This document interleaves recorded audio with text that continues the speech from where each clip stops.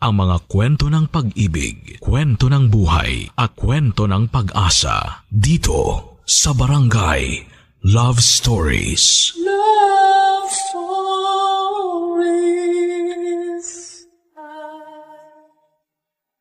Ang sabi nila, kapag nahanap mo na ang pag-ibig na para sa'yo, kumapit ka rito hanggat sa makakaya mo.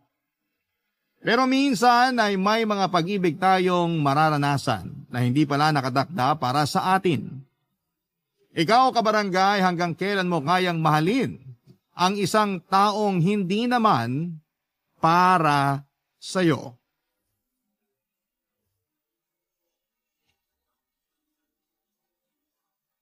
Dear Papa Dudut, hindi na bago ang mga kwento kung saan ay nagmahal tayo ng maling tao. Nahulog ang loob natin sa isang taong hindi tayo gusto. O di kaya'y umasta't umibig sa taong hindi pala nakatadhana para sa atin. Masakit pero ang mga kwentong tulad nito, ang karaniwang nagbibigay sa atin ng lakas ng loob para magpatuloy sa paghahanap ng taong nararapat para sa atin. Magandang araw po sa inyo at sa lahat ng mga listeners ng Barangay Love Stories ngayong araw. Tawagin niyo na lamang po ako sa pangalang Sean. Nasa 30 na ang edad ko at isang social worker dito sa Laguna. Bunso ako sa 3 magkakapatid. Karpentero ang tatay ko samantalang retired teacher naman ang nanay ko. Hindi po kami mayaman pero dahil sa pagsusumikap ng mga magulang ko ay masasabi kong hindi ko rin naman naramdaman na salat kami sa buhay. Pinalaki at pinag-aral kami ng mga magulang namin sa abot ng kanilang makakaya. Late bloomer ako pagdating sa mga bagay-bagay, Papa Dudut. 27 years old ako nung una akong nagka-girlfriend. Sekretary siya sa isang private company at tumagal ng mahigit 2 taon ang relasyon namin. Pagkatapos ng relasyon kong yon, ay hindi na ako nagkaroon pa ng kasunod na karelasyon. 30 years old na ako noon nung halos sabay na nagkaroon ng sarili nilang pamilya ang 2 kong nakakatandang kapatid, Papa Dudut. Maging ang mga pinsang ko na nasa kaparehong edad lang ay nagsipag-asawa na noon. Sobrang pressure para sa akin. Nasa henerasyon naming magkakamag-anak kaya ako na lamang ang natitirang single. At alam ng pinsang kong si Carl ang pressure na dulot nito para sa akin.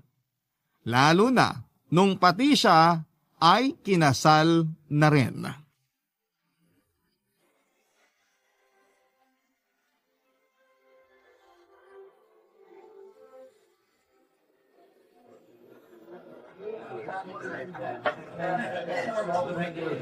Carl! Oh, Insan! Kumain ka na ba? Oo, tapos na ako. Congratulations pala sa inyo. Salamat. Pasensya na kung hindi ko kayo maharap pa ngayon. Ang daming tao eh. Di ko na alam kung anong uunahin ko. Okay lang yun. Pero bakit mag-isa ka lang rito? Nasaan na yung mga kasama mo sa table? Nasa photo booth. Nagpapapicture yata sila. Ah, ganun ba? Dapat sumama ka sa kanila para naman may remembrance ka rin. Hindi na kailangan. Isa pa, hindi naman ako photogenic eh.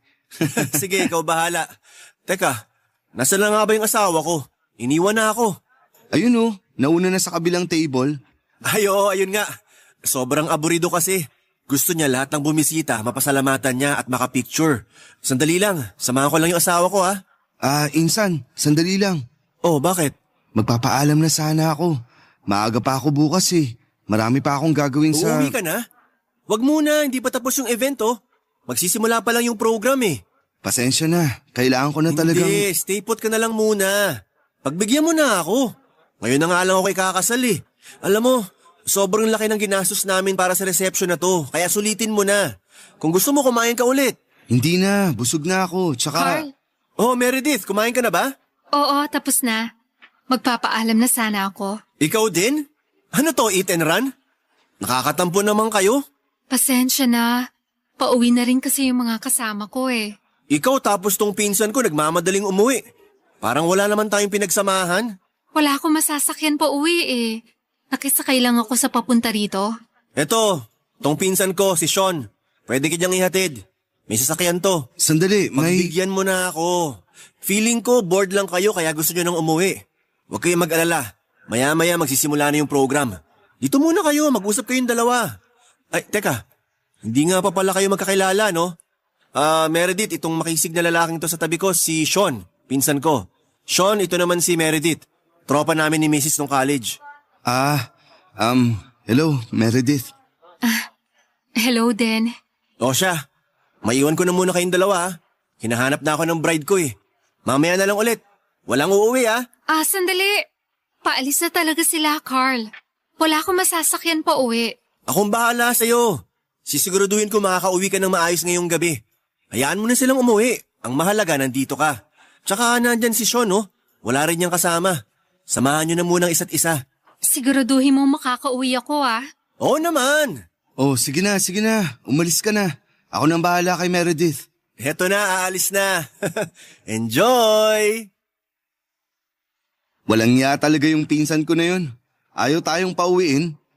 Kaya nga Maupo ka muna. Salamat.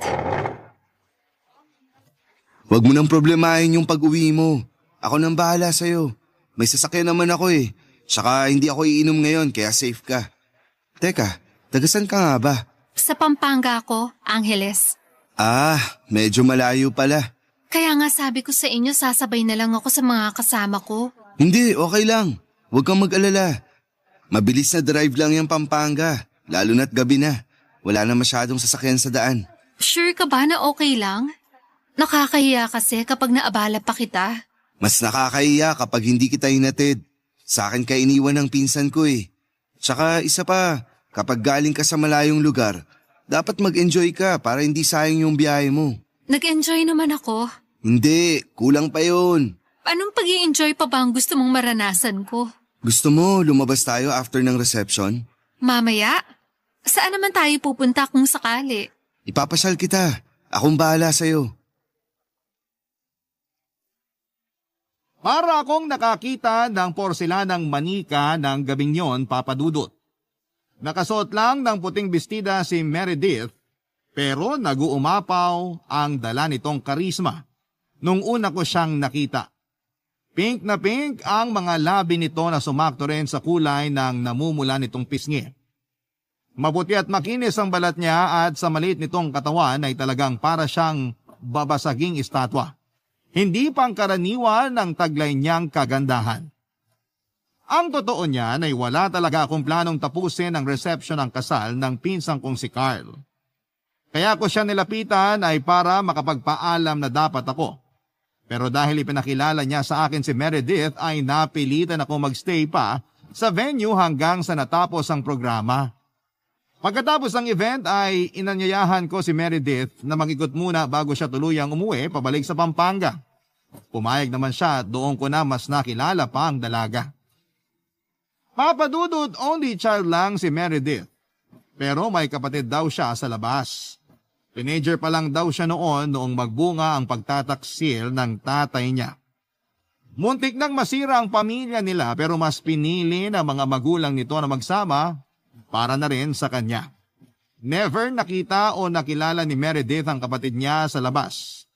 Pero umaasa siya na balang araw ay makahanap din siya ng lakas para kilalanin ito. Ang panimula ng pagkakaibigan namin yon ni Meredith ay nagpatuloy sa social media. Doon pa namin mas kinilala ang isa't isa. Dahil doon ay mas tumibay pa ang pagsasama naming dalawa, Papa Dudut.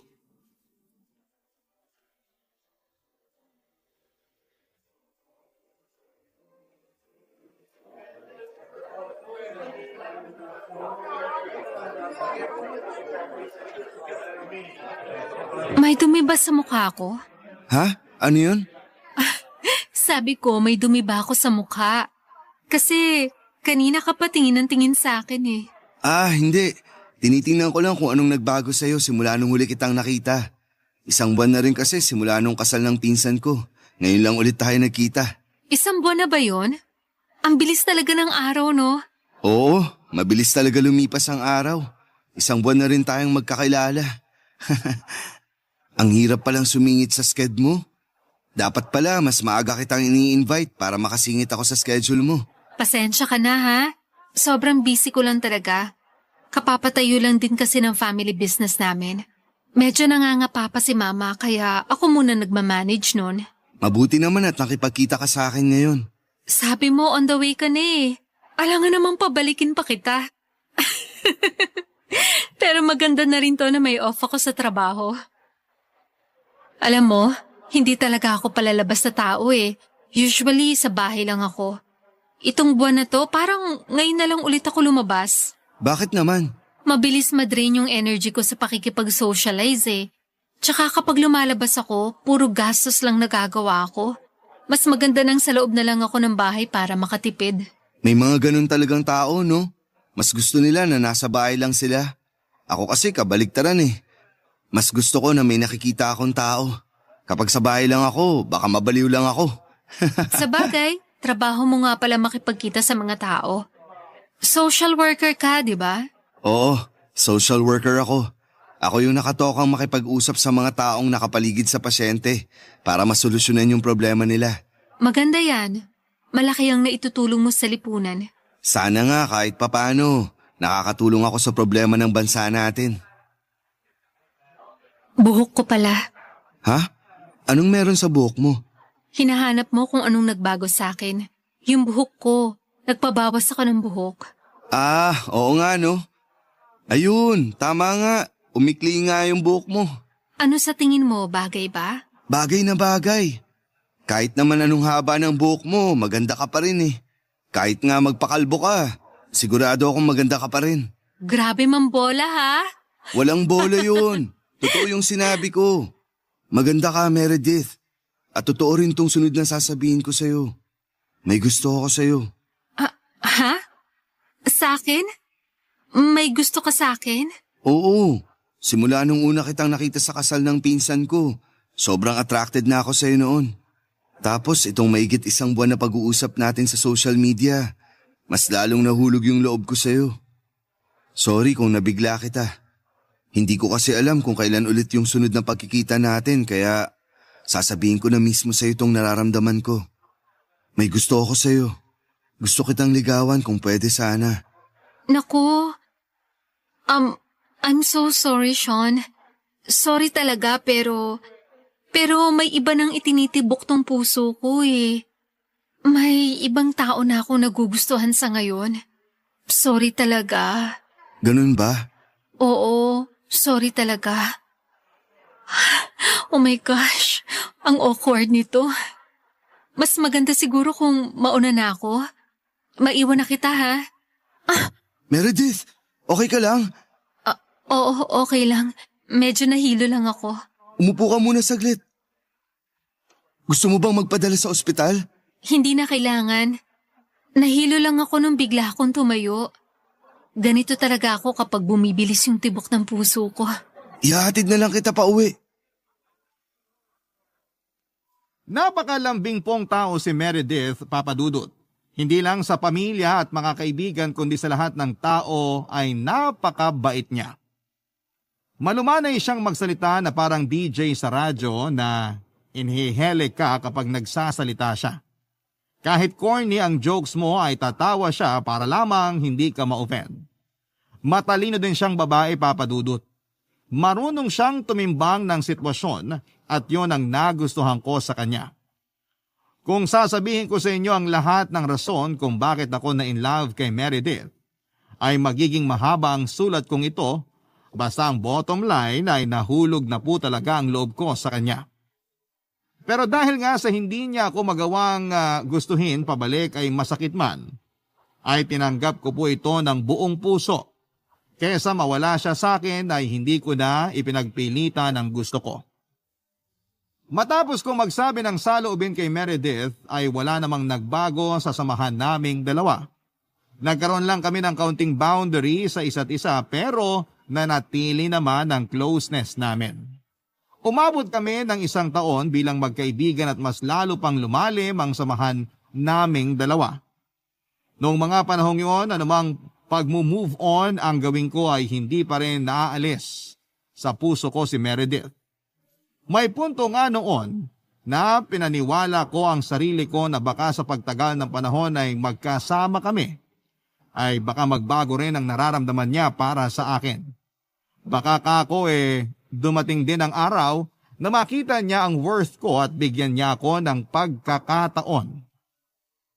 Pero hindi nangyari yon, Papa Dudut. Ako mismo ang naging saksi kung papaano niya nakatuluyan ang taong minamahal niya. Kung papaano sila nagligawan at naging opisyal na magkasintahan.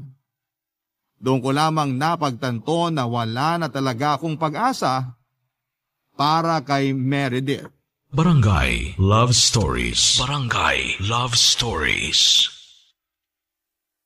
2 taon na noon ang lumipas. 2 taon na rin kaming magkakilala ni Meredith. 2 taon na rin po akong umiibig sa kanya. 2 taon na akong umaasa. Hanggang ang katiting na pag-asang pinangahawakan ko ay bigla na lamang naglaho noong nalaman kong ikakasal na sila ng boyfriend niya. Sobrang broken po ako noon, Papa Dudut, nung nalaman ko ang balita mula mismo kay Meredith. Pinilit kong itago ang emosyong nararamdaman ko noon sa puntong naging manhid na ako sa tunay na nararamdaman ng puso ko. Kung tutuusin ay wala naman akong karapatang masaktan dahil simula pa lang ay aware na ako na hindi na talaga kami magiging ni Meredith. Ginusto ko na kahit na hindi kami magkatuluyan ay nandun pa rin ako para sa kanya, kahit bilang kaibigan lang. Kaso'y hindi ko pa rin talaga naiwasang masaktan. Sa totoo lang ay maayos naman ang boyfriend ni Meredith na itago na lang natin sa pangalang Albert. Mabait din siya katulad ni Meredith kaya masasabi ko namang bagay na bagay sila para sa isa't isa. Dahil sa pagiging close namin ni Meredith ay naging kaibigan ko na rin si Albert. Kaya naman ginawa ko ang lahat para irespeto ang pagmamahalan nilang dalawa. Wala akong ibang ginawa kundi suportahan sila, Papa Dudut. Buong puso kong tinanggap ang katotohanan. Naging parte pa nga ako ng entourage nila dahil gano'n nakalalim ang pagkakaibigan naming tatlo.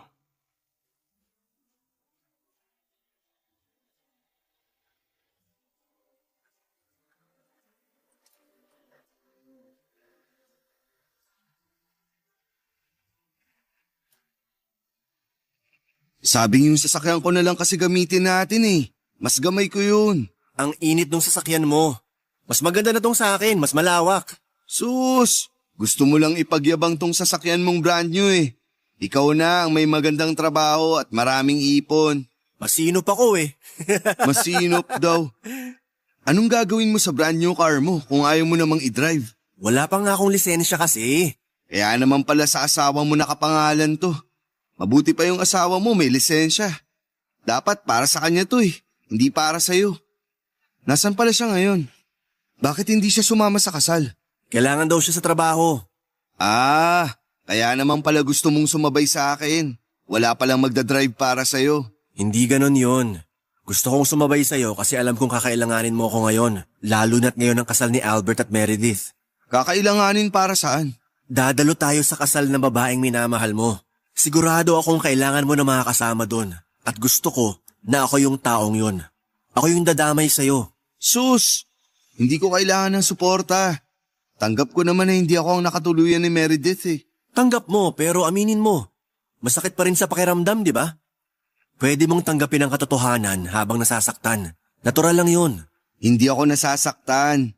Ang ibig kong sabihin sa tanggap ko na, tanggap ko na talaga kaya wala na akong karapatang masaktan. Nasasaktan ka. Huwag na tayo maglokohan. Mas magaling ka pa sa akin ah. Oh, ba't galit ka? Hindi ako galit. Naiinis lang ako na ipinagpipilitan mong nasasaktan ako kahit hindi naman. Kahit itago mo pa ang katotohanan. Oo na, sige na. Tama ka. Nasasaktan pa ako. Ano, masaya ka na? Hindi. Proud ako sa'yo. Kasi kahit na nasasaktan ka, nandito ka pa rin. Willing na suportahan si Meredith. Ganun naman talaga kapag mahal mo yung isang tao, di ba? Gagawin mo ang lahat, makita mo lang na masaya siya. Kahit na ikalungkot mo pa. Kasalanan mo to eh. Bakit ako? Anong kasalanan ko sa nangyari sa inyo? Kung hindi mo sana ako ipinakilala sa kanya noon, hindi sana ako nagkakaganito ngayon. Kung hindi ko siya nakilala noon, wala ako rito ngayon. Wala ako sa ganitong sitwasyon. Pero mas gugustuhin mo ba yon? Na hindi mo siya nakilala? Hayaan mo, Insan. Lilipas din yan. Darating din yung araw na mawawala rin yung sakit. Darating din yung araw na makikilala mo rin yung taong para sa'yo. Paano kung dumating na pala yung araw na yun? Tapos kulang lang yung effort ko, kaya hindi napunta sa akin yung taong para sana sa akin. Hindi siya napasayo kasi hindi siya para sa'yo. Ganun lang kasimple yun. Sana nga ganun lang kasimple yun. Sana ganun na lang. Basta nandito lang ako. Nandito lang ako kapag kailangan mo ako.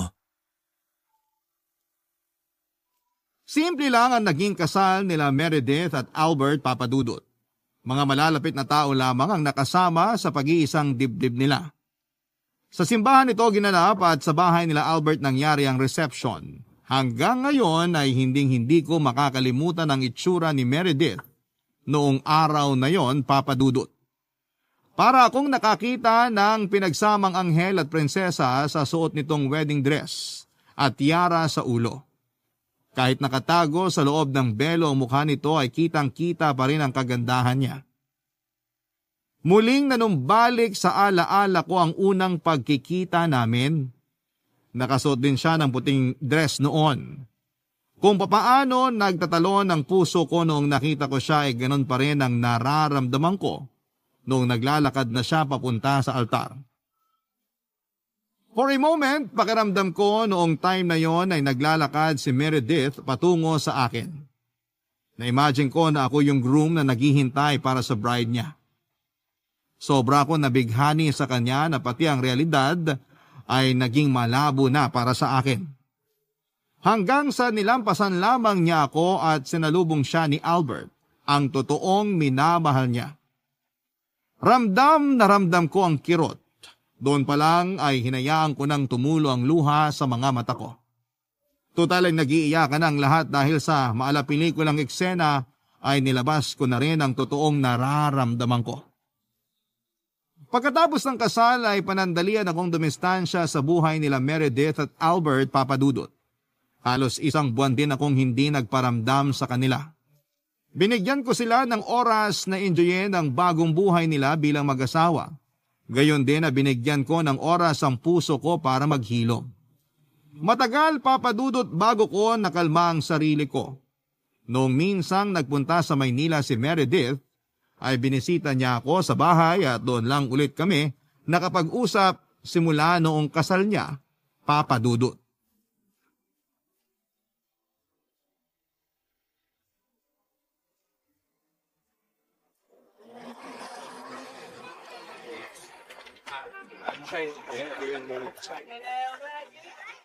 Meredith, Hi, Sean.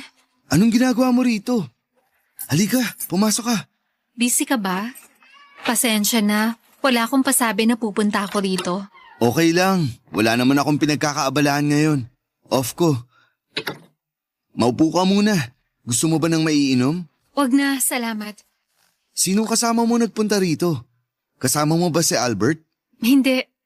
May binisita lang akong kaibigan. Since malapit ka lang naman, naisip ko na puntahan ka na rin. Mangungumusta lang. Okay naman ako. Sigurado ka ba? Oo naman.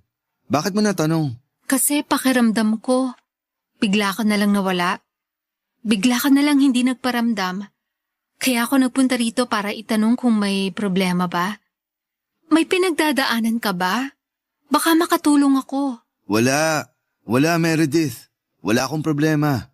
Okay, sige. Naniniwala ako sa'yo. Kung sinabi mong wala kang problema, wala kang problema. Naging busy lang talaga ako nitong nakaraan. Saka isa pa, gusto ko kayong bigyan ng oras ni Albert para i-enjoy yung bagong buhay nyo bilang bagong mag-asawa. Busy? Ibig mo bang sabihin, may girlfriend ka na bang pinagkakaabalahan? Oh my gosh, kaya naman pala. Ngayon naiintindihan ko na. Hindi, wala Huwag ka nang mahiya, aminin mo na sa akin.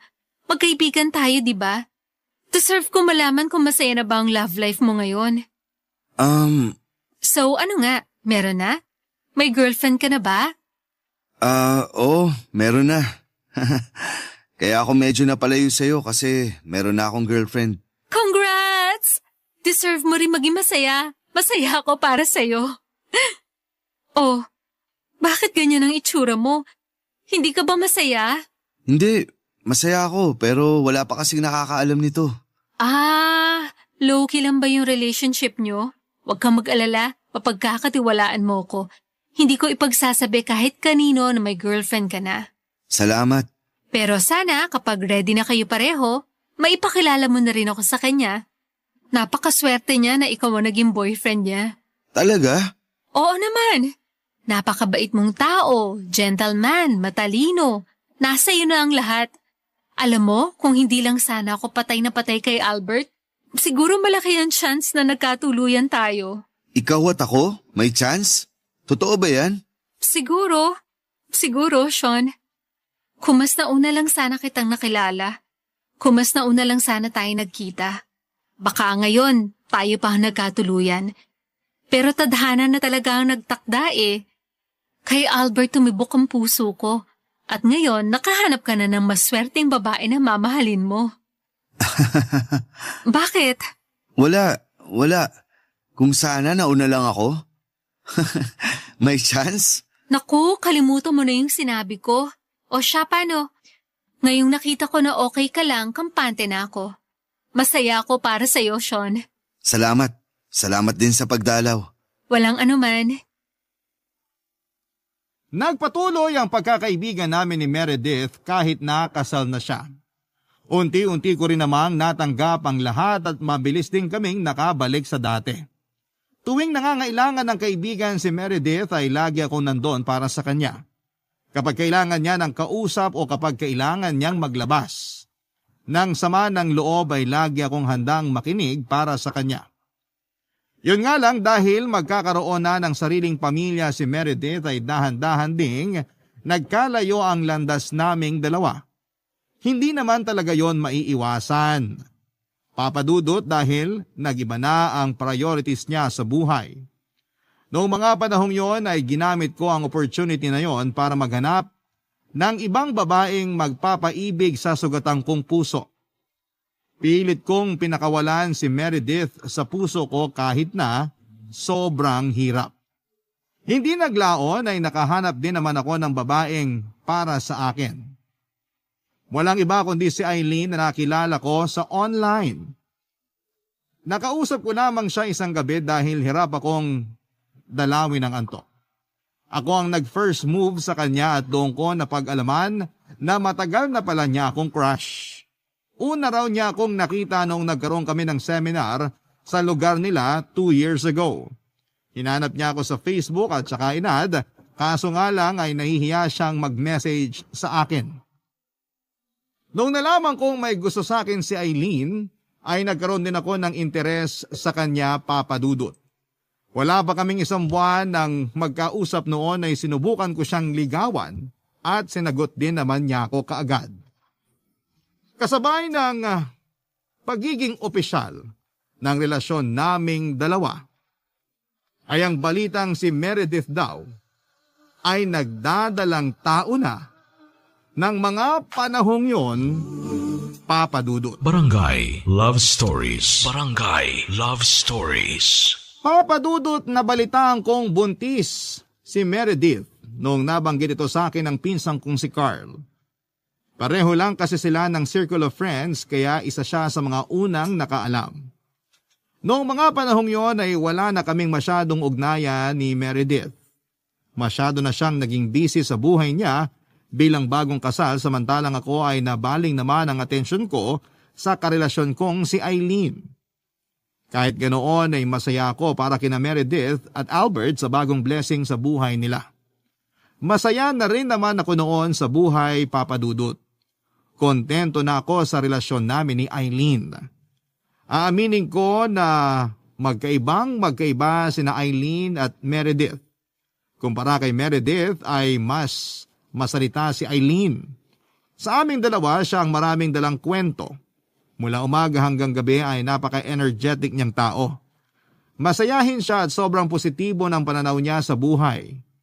Ganon pa man, kapag naman naggalit siya, ay bumabaliktad ang personality nito. Ipaparamdam talaga niya sa iyo ang galit niya kaya hanggat maaari ay iniiwasan kong mangyari yon, Papa Dudut. Noong nalaman kong buntis si Meredith ay kinontak ko siya para i-congratulate. Doon na ulit nabuhay ang koneksyon namin na matagal nang nananahimik. May pagkakataon nga na ipinakilala ko pa si Eileen kay Meredith noong maimbitahan kami sa gender reveal party ng anak nila ni Albert. Masaya naman si Meredith para sa akin dahil sa wakas ay nahanap ko na raw ang babaeng para sa akin.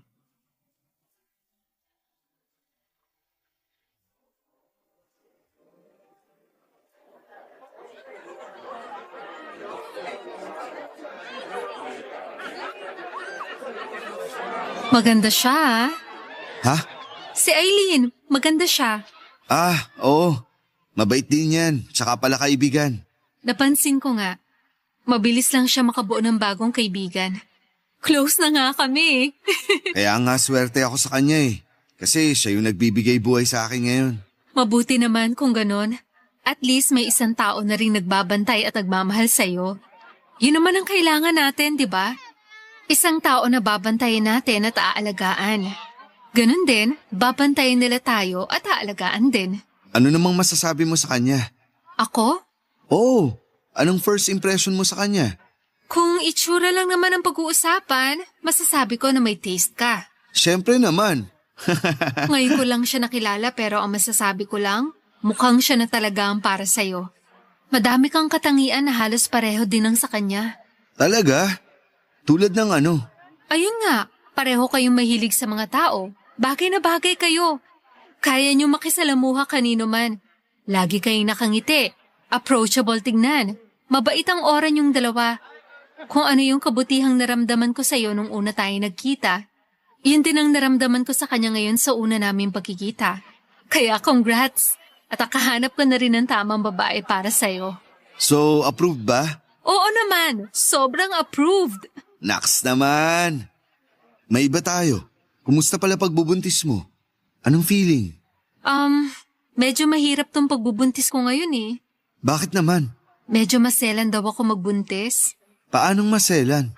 May sakit ako sa puso, Sean. Ngayon ko lang din nalaman. May sakit ka sa puso? Oo. Yun yung rason kung bakit madali lang akong mapagod noon. Kaya pala madali lang ako mahilo kasi malaki pala tong puso ko. Paano yan? Kakayanin mo raw bang manganak? Oo naman, magaling yung OB ko. Kayang-kaya ko raw maiwasan yung mga komplikasyon. Basta maging strict lang ako sa pagsunod sa instructions niya. Dapat pala doble-doble ang pag-aalaga mo niyan sa sarili mo. Lalo na't hindi madali ang magdala ng bata. Sinabi mo pa. Alam mo kung ano ang pinaka-worst sa pagiging buntis? Ano? Morning sickness. Tapos sobrang sensitive ko sa pagkain. Kung ano yung cravings ko, yun lang talaga yung gusto kong kainin. Hindi ba ayoko ng amoy ng bagoong? Pero ngayon, yun na yung hinahanap-hanap ng ilong ko. Hindi ko naman tinitikman, inaamoy ko lang. Ang weird mo palang maglihi. Correct. Basta, alagaan mo yung sarili mo ha. Ngayong may sakit ka pala, kailangan mong mag-ingat. Huwag kang mag-alala. Maganda ang pag-aalagang ginagawa sa akin ni Albert. Alagang-alaga niya kami ng anak namin. Mabuti naman kung ganun.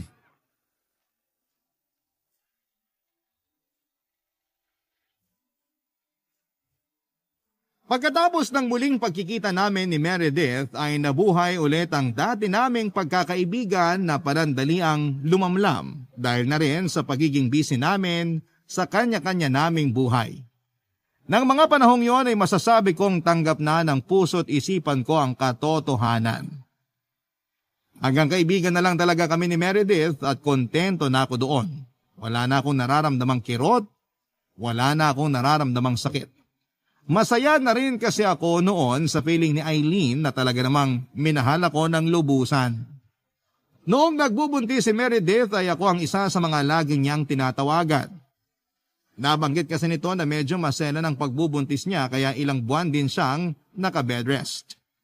Dahil bored sa bahay ay lagi kami nag-uusap sa chat at video call. Ang hindi ko alam, noong mga time na yon ay napapansin na pala ni Eileen ang pagiging close namin masyado ni Meredith. Hindi niya naiwasang magselos, Papa Dudut. Ipinaliwanag ko naman kay Eileen na magkaibigan lamang kami ni Meredith at hanggang doon na lamang ang relasyon naming dalawa.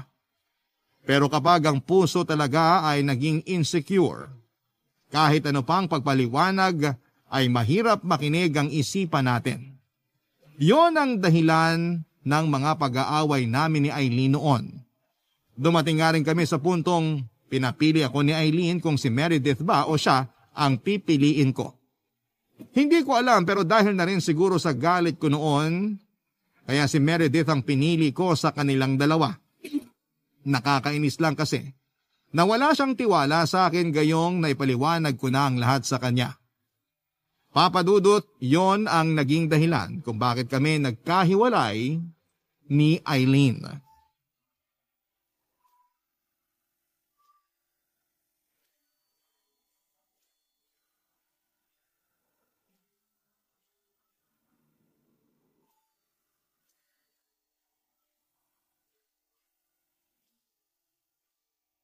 Nakakainis lang kasi. Ano bang mahirap intindihin dun? Insan, ikaw na lang umintindi kay Eileen. Siyempre magsiselos yun kasi girlfriend mo siya. At napansin niya yung pagiging close niyo ni Meredith. Kahit sino naman makakaramdam talaga ng selos. Bakit naman siya magsiselos sa babaeng kasal na? May pamilya na si Meredith. Manganganak na nga siya eh. Sa panahon ngayon, hindi na assurance ang pagkakaroon ng asawa at anak para maagaw ka ng ibang tao. Marami ngayon kahit 10 taon ng kasal, nagagawa pang magloko, di ba? Kahit may anak na, kapag loko-loko, magloloko talaga. Pero hindi ko naman siya lolokohin eh. Hindi ako ganung tao. Hindi ako manluloko at alam mo yun. Oo, alam ko. Alam mo sa sarili mo na hindi mo lolokohin si Eileen. Pero alam niya ba yun? Ganun na ba kalaki ang tiwala niya sa'yo na hindi mo siya ipagpapalit kay Meredith? So wala siyang tiwala sa akin. Natatakot lang siya na mawala ka. Pues nawala na ako dahil sa ginawa niya. Dahil sa ginawa mo, mas pinatunayan mo lang na tama ang ginawa niyang paghihinala. Pinaramdam mo lang sa kanya na mas mahalaga sa'yo si Meredith kaysa sa kanya. Yun ang masakit, insan. Si Meredith yun eh. Kaya nga, alam ko alam din ni Eileen yun. Kaya nga siya nagselos eh. Kasi alam niya na mas mahalaga si Meredith sa buhay mo kaysa sa kanya. Mas mahalaga ang kaibigan mo kaysa sa girlfriend mo. Mali ba yung ginawa ko? Naiintindihan ko yung pinanggagalingan mo. Kasi alam ko ang kwento niyo ni Meredith. Pero pinili mo maging kaibigan lang para kay Meredith, di ba? Ikaw yung nagparaya. Si Eileen, pinili mo siya bilang girlfriend mo, bilang babaeng mamahalin mo. Sana, ipinaramdam mo rin sa kanya na mahal mo rin siya. Mahal ko naman siya. Pero mas mahal mo si Meredith. O, kita mo? Kaya subukan mo ring intindihin si Eileen kung bakit niya nagawa yun. Ano nang gagawin ko ngayon? Bigyan niyo muna ng isa't isa ng space para makapag-isip. Mag-usap ulit kayo kapag pareho na kayong mahinahon, kapag maaliwalas na pareho ang ulo nyo. Sandali lang. Sagutin ko lang to. Sino yan? Si Mrs. Hello, Han? Nandito ako sa labas ngayon. Bakit? Hindi pa. Nabalitaan ng ano? Bakit? Ano raw nangyari? Ano? Saan siya dinala? Okay, sige. Pupunta na kami ngayon doon. Ano nangyari? Si Meredith at Albert, sinugod daw sa ospital. Ha? Bakit? Ano nangyari sa kanila? May nagbalita raw sa group chat na aksidente sina Meredith at Albert. Nasa ospital daw sila ngayon. Ha? Ano raw yung sitwasyon nila ngayon? Si Meredith, okay lang ba siya? Hindi ko alam. Nakikibalita pa ako sa asawa ko. Puntaan na lang natin sila. Saang ospital daw sila itinakbo? Sandali, eto, sinesenda ng asawa ko yung lugar. Tara na, ako na mag-drive. Hindi na po namin naabutang buhay si Meredith, Papa Dudut. Ayon kay Albert, binangga ang sasakyan nila ng isang jeep na nag-counterflow habang pauwi sila galing sa grocery. Cardiac arrest ang kinamatay ni Meredith at hindi na siya nakayang isalba pa ng mga doktor. Sa kabilang banda ay napilitan silang ilabas ang batang dinadala nito kahit na premature pa ang baby. Sobrang bilis ng mga pangyayari ng araw na yon. Parang kailan lang nung pinag-uusapan namin ang pagiging ninong ko sa magiging anak niya.